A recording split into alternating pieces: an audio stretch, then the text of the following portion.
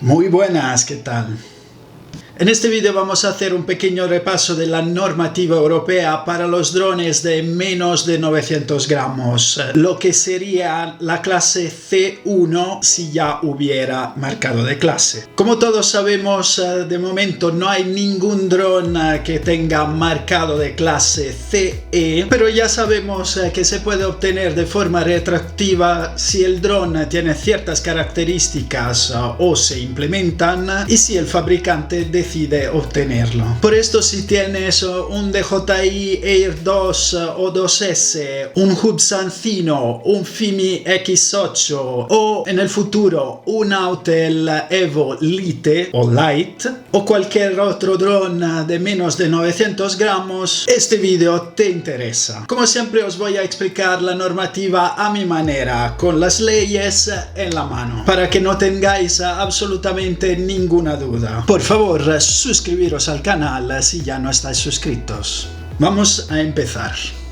Vamos a ver todo lo que podemos y lo que no podemos hacer con esta clase de drones. Las leyes sobre drones en vigor en España en este momento son el Reglamento de Ejecución de la Unión Europea 2019-947, en vigor desde el 31 de diciembre de 2020, y el Real Decreto 1036-2017, en vigor desde 2017. La normativa europea, como todos sabemos, divide los drones en categorías de C0 hasta C6. Aquí nos vamos a ocupar de la C1, que es de 250 gramos hasta 900 gramos de peso. Los drones de más de 250 gramos sin marcado de clase después de 2023 podrán seguir volando, pero solo en la subcategoría A3. También divide las operaciones de drones en tres categorías que están descritas en el artículo 3.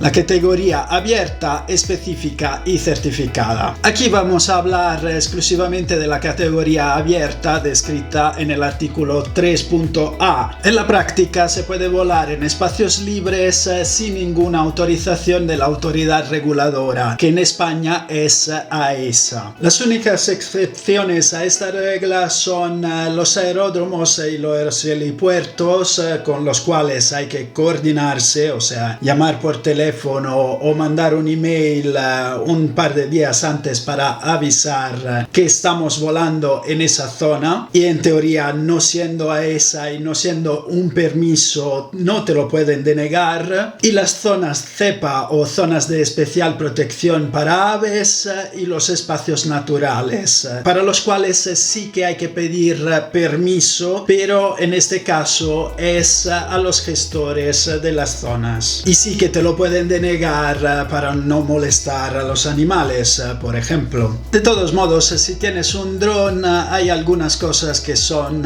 genéricas para todos los drones, independientemente de la categoría, como por ejemplo el registro de operador, que según el artículo 14.5.a y B es obligatorio para todos los drones de peso superior a 250 gramos y todos los drones con cámara. En este caso estamos hablando de drones de entre 250 y 900 gramos y el registro del operador es obligatorio. De los drones no, a no ser que estemos trabajando con ellos. Si tienes alguna duda, déjamela en los comentarios y no te olvides de suscribirte al canal. Según el artículo 14.6, el registro solo se tiene que hacer en el estado de residencia. No hace falta registrarse en todos los estados de Europa, con uno basta. El número de operador tiene que estar escrito en todos los drones según el artículo 14.8. El siguiente requisito obligatorio para esta categoría es el seguro. La normativa europea deja a los estados elegir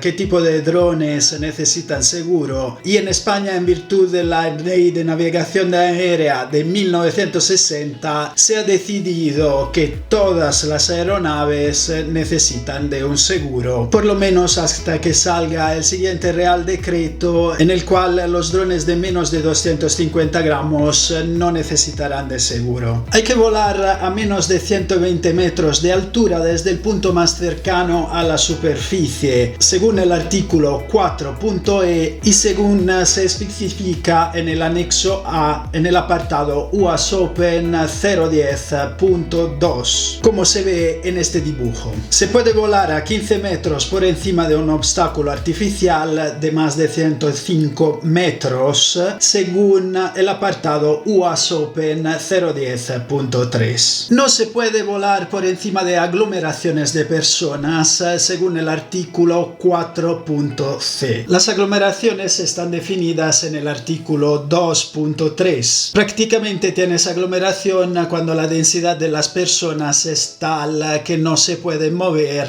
en caso de accidente y de que se les caiga el dron encima. Según el artículo 4.f, no se pueden transportar mercancías peligrosas ni arrojar material. Malas noticias para los pescadores, por ejemplo, porque no puedes arrojar ningún material desde el dron en categoría abierta. La edad mínima para volar un dron es de 16 años o bajo la supervisión de un piloto, según los artículos 9.1 y 9.2.c. El artículo 9.3 prevé que los estados puedan reducir esa edad. En España, para los drones de menos de 500 gramos se ha reducido la edad a 12 años, por lo menos hasta el 2023, y para los drones de menos de 900 gramos en la clase C1 se ha reducido la edad a los 14 años. Según el artículo 4.d, es obligatorio mantener el dron siempre a la vista y en condiciones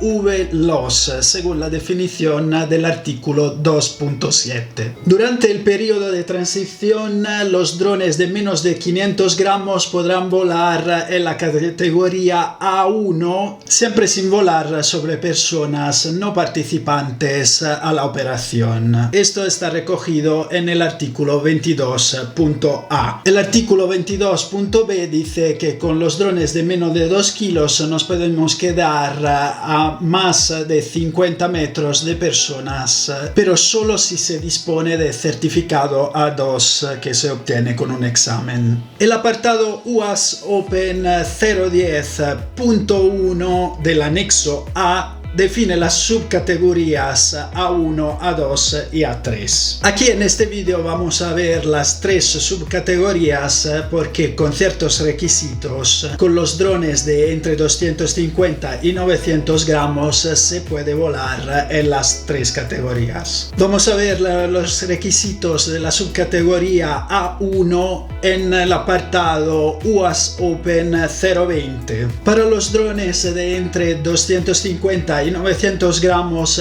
es obligatorio volar fuera de concentraciones de personas y lejos de personas no participantes, según el artículo 1. Con modo sígueme o follow me se puede volar hasta 50 metros del piloto, según el punto 3. Es obligatorio familiarizarse con las instrucciones del fabricante, según el punto 4.a. Para los drones de clase C1, que son los que nos interesan ahora, es obligatorio un curso de formación A1, A3 con examen, según el artículo 4.b, para volar en la subcategoría A1. Estos mismos drones desde 2023 tendrán que estar equipados con sistema de identificación remota o Remote ID y geoconsciencia. Pasamos a ver la subcategoría A2 definida definida en el apartado UAS Open 030. En esta categoría se puede volar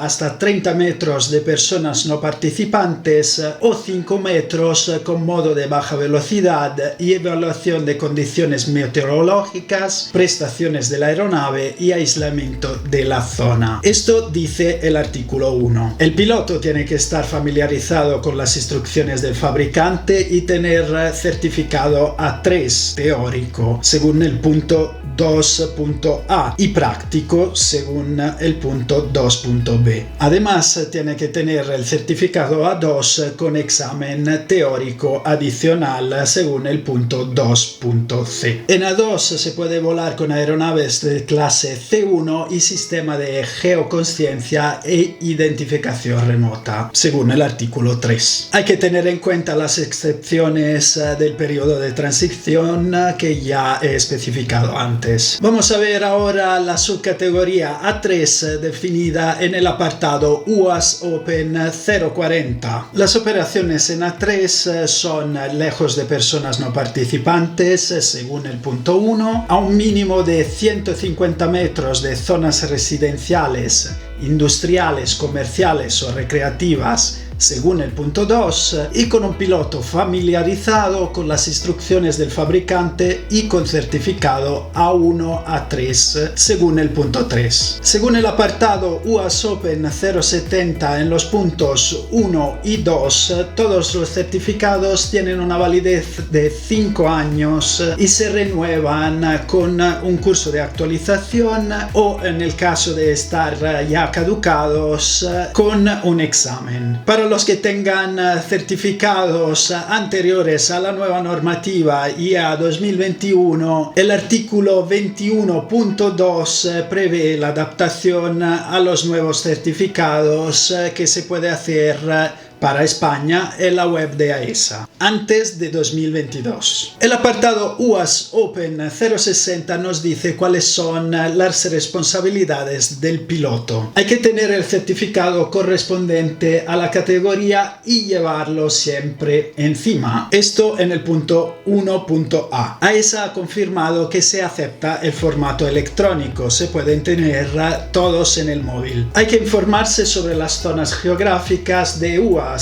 Punto 1.b. Las zonas geográficas de UAS están definidas en el artículo 2.4. En la práctica son las zonas donde no se puede volar o se puede volar solo con determinados permisos y en el aire normalmente están indicadas con unos circulitos, unos rectángulos o unas formas geométricas. Normalmente solo se puede volar sin problemas en categoría abierta en las zonas grises donde no hay circulitos, rectangulitos y cosas raras.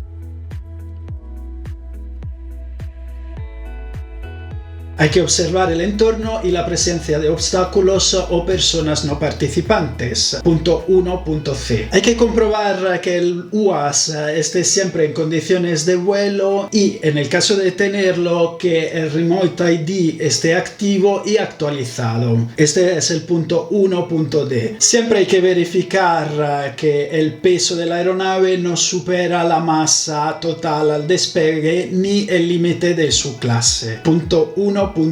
Esto quiere decir que si la masa total al despegue del dron coincide con su peso, no se le puede montar por encima absolutamente nada, lamentablemente. La masa total al despegue está definida en el artículo 2.22. No hay que pilotar borrachos, drogados o enfermos. Punto 2.a. Mantener el dron a la vista e interrumpir el vuelo en caso de riesgo para otras aeronaves, personas, animales o el medio ambiente. Punto 2.b. Hay que respetar las zonas geográficas de UAS. Punto 2.c. Hay que mantener el control de la aeronave en todo momento. Punto 2.d. Hay que seguir las instrucciones del fabricante. Punto 2.e. Hay que respetar los procedimientos del operador en el caso de trabajar para otras personas. Punto 2.f. Hay que tener una luz intermitente verde en las operaciones nocturnas,